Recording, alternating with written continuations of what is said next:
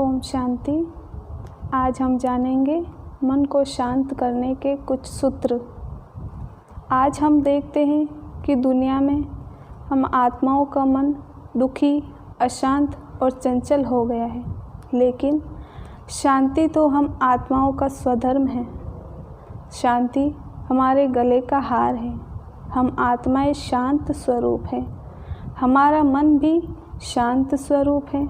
हम ओम शांति बोलते हैं। ओम शांति माना मैं आत्मा शांत स्वरूप हूँ।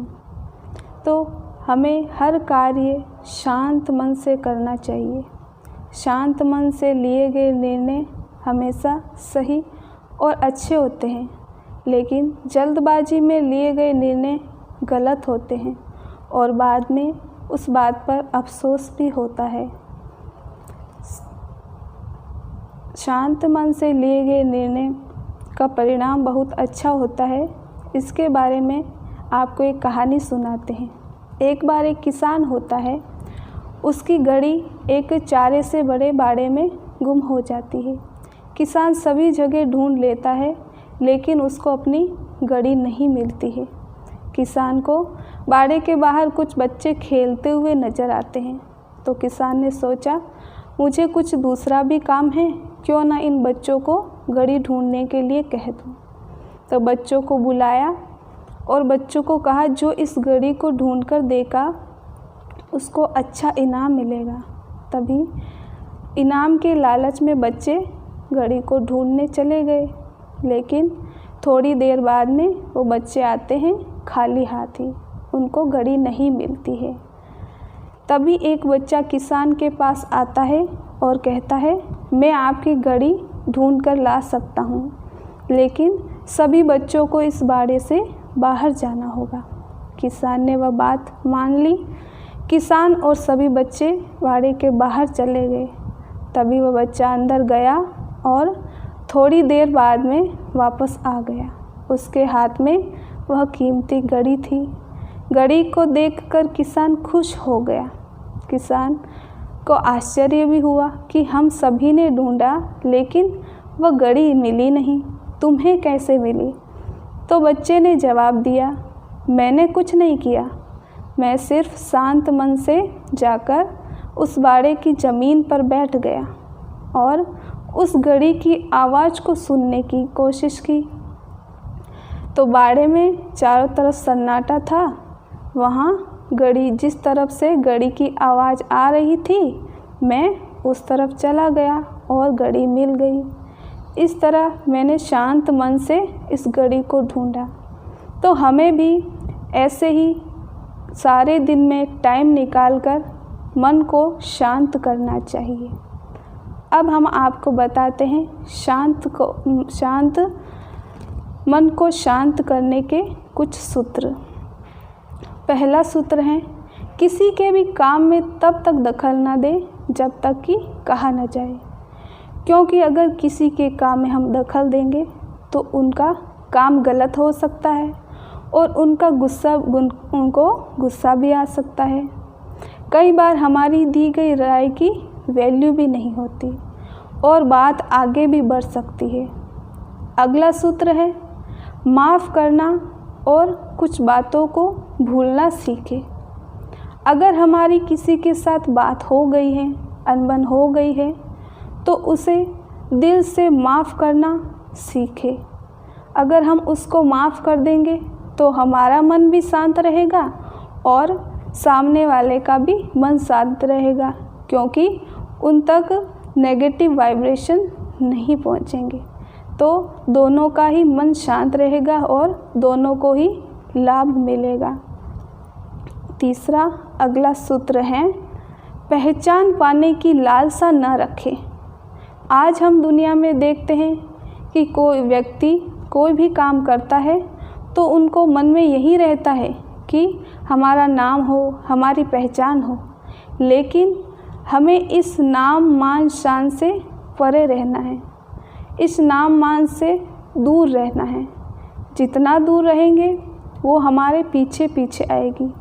जैसे परछाई हमारे पीछे पीछे आती है, वैसे ही यह पहचान, यह रुतबा हमारे पीछे पीछे आएगा। अगला सूत्र है जलन ईर्ष्या की भावना से बचे। जलन ईर्ष्या क्रोध का ही रूप है। ईर्ष्या व्यक्ति को आगे नहीं बढ़ने देता। जैसे रामायण में मंथरा, कैकेयी, महाभारत में दुर्योधन, दुशासन, शकुनी, इन लोगों ने दूसरे लोगों को दुख पहुंचाने के लिए बहुत प्रयत्न किए ईर्ष्या के कारण, क्योंकि उनको दूसरों के सुख, दूसरों की अच्छाई देखी नहीं जाती थी। तभी तो आज हम देखते हैं कि उनके नाम पर किसी ने भी अपने बच्चों के नाम नहीं रखे हैं। तो ईर्ष्या जीवन को नीचे लाने का काम करती है। तो इस ईर्ष्या से हमें बचना चाहिए।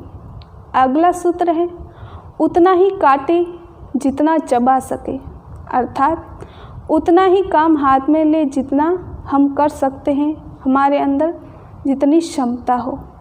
अगर हम बहुत सारे काम हाथ में ले लेते हैं तो एक भी काम पूरा नहीं होता और सारे काम आधे आधे रह जाते हैं, और वो काम नहीं होने पर हमारा मन दुखी हो जाता है, अशांत हो जाता है, परेशान हो जाता है। इसलिए हमें जो भी काम करना है वह शांत मन से और जितनी हमारी क्षमता है उसी के अनुसार लेना चाहिए। अगला सूत्र है खुद को हर परिस्थिति में ढालना सीखें। हमें हमेशा किसी भी परिस्थिति में स्वयं को ढाल लेना चाहिए। अगर हम ऐसा नहीं करेंगे तो उस परिस्थिति के बारे में, उस वायुमंडल के बारे में सोच सोचकर हमारा मन अशांत हो जाएगा, दुखी हो जाएगा, हमें दुख का अनुभव होगा। जैसे पानी का कोई आकार नहीं होता, लेकिन उसको किसी भी चीज़ में डालो तो वह अपना आकार वैसा ही बना लेता है, वैसे ही मोल्ड हो जाता है। तो हमें भी ऐसे ही किसी भी परिस्थिति में मोल्ड हो जाना है। कहते हैं ना, जो मोल्ड होता है वही रियल गोल्ड होता है। अगला सूत्र है रोजाना ईश्वरीय ज्ञान को सुने तथा मनन चिंतन करें। अगर हम रोजाना ईश्वर ज्ञान को सुनेंगे तथा मनन चिंतन करेंगे तो हमारा मन शांत रहेगा, मन अच्छी बातों में बिजी रहेगा। ईश्वरीय ज्ञान में इतनी ताकत है, इतनी शक्ति है कि वह हमारे मन में चल रहे व्यर्थ या नेगेटिव थॉट्स को, उनको परिवर्तन करके अच्छे विचारों में चेंज कर देता है, बदल देता है। तो हमें रोज़ाना ईश्वरीय ज्ञान को सुनना चाहिए, उसको मिस नहीं करना चाहिए एक दिन भी। अगला सूत्र है रोज़ाना राजयोग मेडिटेशन का अभ्यास करें। राजयोग मेडिटेशन अर्थात उस परमपिता परमात्मा से अपना कनेक्शन, डायरेक्ट कनेक्शन जोड़ना, परमपिता परमात्मा का असली स्वरूप जानकर उनसे गुण और शक्तियाँ लेना, जिससे हमारे संस्कार चेंज होने लगते हैं।